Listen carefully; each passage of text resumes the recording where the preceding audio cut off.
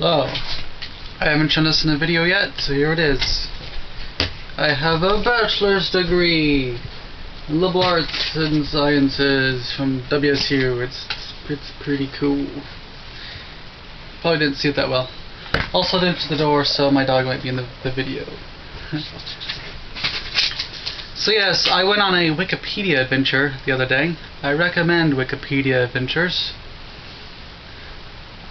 I learned a few things too. I learned that liberalism is actually pretty powerful in the Middle East right now. In fact, one of the reasons why Egypt is the way it is right now is because liberalism is so strong. Strong enough to where there was massive opposition to Morsi, the guy who just got kicked out of office by the Egyptian military. Because he was being very unliberal with his theocratic undertones and his Muslim Brotherhood connections.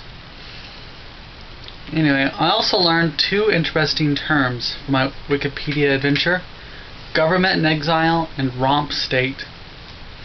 R-O-M-P. A government in exile is a legally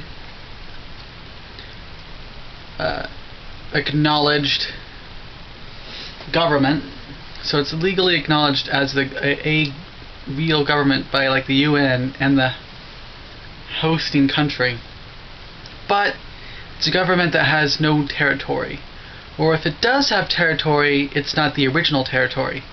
Hence the Republic of China is a government in exile, because its original territory is now under control of the People's Republic of China. So yeah, that word people makes it towards a whole new government. So apparently there's a lot of monarchs that are governments in exile. Like apparently there's a few who hold the rightful claim to some sort of throne in Iran.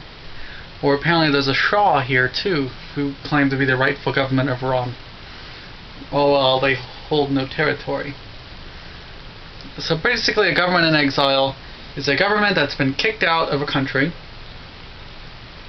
usually due to like a revolution or an invasion. They're legally considered the rightful government of a country, or have some sort of legal claim to a territory, but have no territory.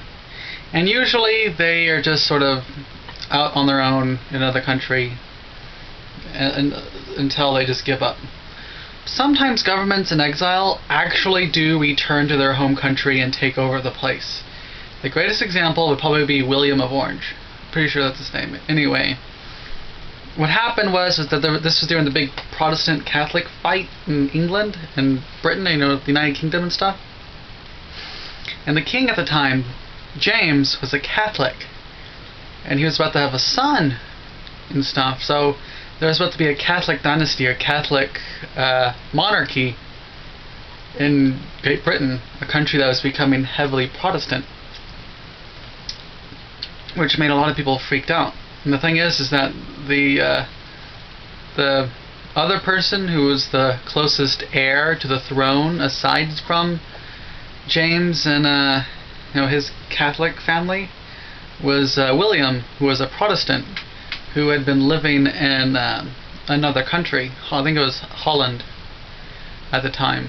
And he ended up gathering his own army, and with this mainly support of the Holland's army, the Dutch army, they invaded England, killed James, whatever, and took the place back over.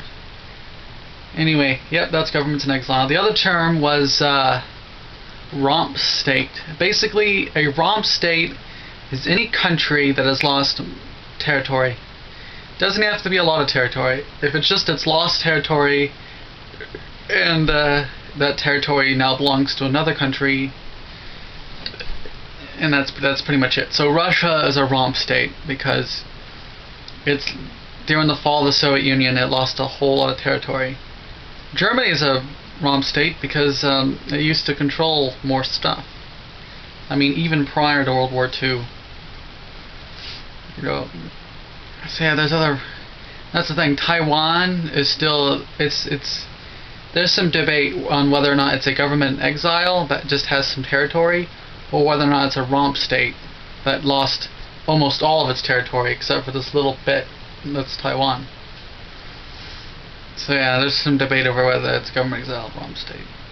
So yeah, if the United States lost Alaska to like Canada or something, and it never tried to get Alaska back, or didn't try to immediately get it back, United States would be a Rump state. So this has probably been one of my most boring videos ever, unless you're a political science major, which I'm a minor in, or I was a minor in, whatever.